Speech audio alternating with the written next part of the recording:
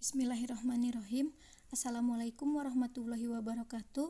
Alhamdulillahirabbil alamin. Robbi sholli shodri wa yassirli amri wahlul 'uqdatam min lisani yafqahu qauli.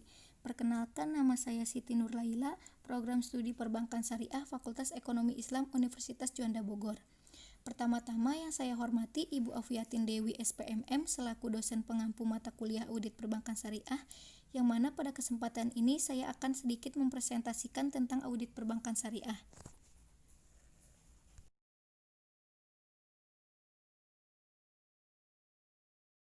Audit syariah merupakan proses sistematis untuk memperoleh bukti yang relevan dalam membentuk opini tentang laporan keuangan yang telah konsisten dengan aturan syariah dan prinsip-prinsip yang diterima oleh masyarakat Islam secara luas.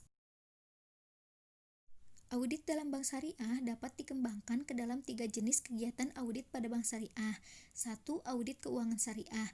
Dalam akuntansi bank syariah, bahwa aktiva sama dengan kewajiban ditambah investasi tidak terkait ditambah ekuitas. Adapun akuntansi pada bank konvensional, bahwa aktiva sama dengan utang ditambah modal. Penambahan investasi tak terikat pada akuntansi bank syariah yang terdiri dari tabungan mudharabah dan deposito mudharabah. Selanjutnya, audit keuangan syariah difokuskan pada audit atas laporan keuangan syariah yang akan menghasilkan pendapat atau opini pihak ketiga mengenai relevansi, akuransi, dan kelengkapan laporan-laporan keuangan syariah. 2. Audit operasional bank syariah. Audit operasional syariah adalah review dari setiap bagian dari prosedur operasi, standar organisasi, dan metode yang diterapkan suatu organisasi dengan tujuan untuk mengevaluasi efisiensi, efektivitas, dan ekonomi, terutama dalam kegiatan operasional bank syariah. 3. Audit kepatuhan syariah. Audit kepatuhan syariah adalah proses bekerja untuk menentukan apakah audit telah mengikuti prosedur syariah, standar syariah, dan aturan-aturan syariah tertentu yang ditetapkan oleh otoritas. Adapun tujuan dan manfaat audit bank syariah yaitu 1. Kelengkapan, yaitu untuk memastikan bahwa semua transaksi telah dicatat atau dalam jurnal yang sebenarnya telah disertakan. 2. Akurasi, yaitu untuk memastikan transaksi dan saldo memperkirakan bahwa ada telah dicatat oleh jumlah yang benar, perhitungan yang benar, diklasifikasikan dan dicatat dengan tepat. 3. Keberadaan, yaitu untuk memastikan bahwa semua aset dan kewajiban yang tercatat memiliki keberadaan atau terjadinya tanggal tertentu sehingga transaksi dicatat harus benar-benar terjadi dan bukan fiktif. Penilaian, yaitu untuk memastikan bahwa prinsip-prinsip akuntansi yang berlaku umum telah diterapkan dengan benar. 5. Klasifikasi, yaitu untuk memastikan bahwa transaksi yang tercantum dalam jurnal diklasifikasikan dengan tepat. Jika keseimbangan ini terkait dengan sosok termasuk klien yang terdaftar telah diklasifikasikan dengan tepat. 6. Akurasi, untuk memastikan bahwa semua transaksi dicatat pada tanggal yang benar, perincian saldo rekening sesuai dengan jumlah buku, serta jumlah saldo telah dilakukan dengan benar. 7. Batas split, yaitu untuk memastikan bahwa transaksi dekat dengan tanggal neraca dicatat pada periode yang tepat.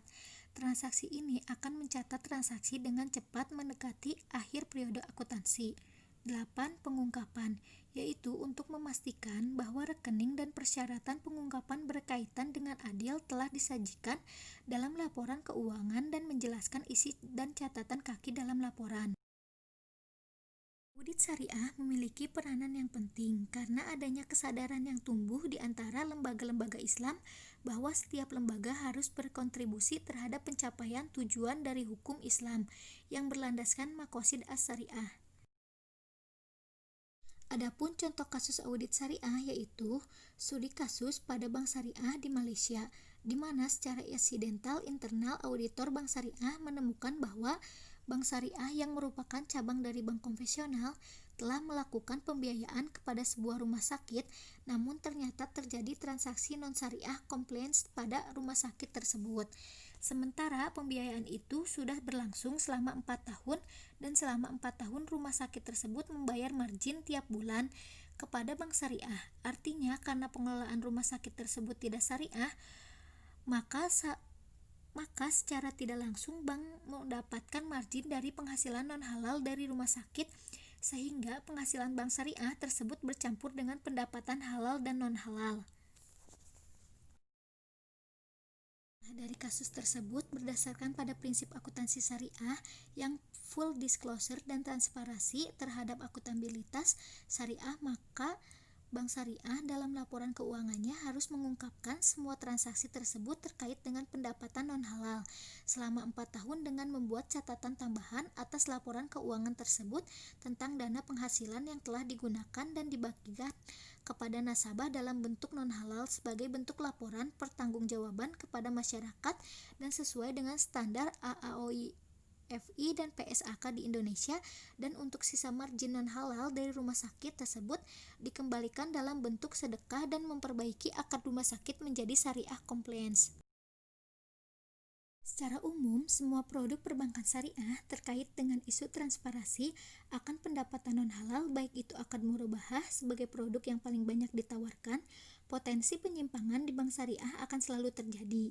Oleh karena itu, komitmen dan kualitas sumber daya manusia yang memahami syariah baik dari aspek syariah compliance dan best practice Islamic Bank harus ditingkatkan dan harus benar-benar merujuk kepada prinsip-prinsip dan nilai-nilai ekonomi dan bisnis Islam yang telah diterapkan oleh Rasulullah, serta meningkatkan pengawasan internal bank syariah serta Dewan Syariah Nasional atau disebut DSN harus memperketat dalam mengeluarkan dan menyetujui fatwa terhadap produk perbankan syariah sehingga terhindar dari dugaan mengakomodasi kepentingan tertentu. Sekian sedikit penjelasan dari saya. Mohon maaf apabila masih banyak yang kurang ataupun salah, karena di sini saya juga masih belajar. Wabillahi taufiq wal hidayah. Wassalamualaikum warahmatullahi wabarakatuh.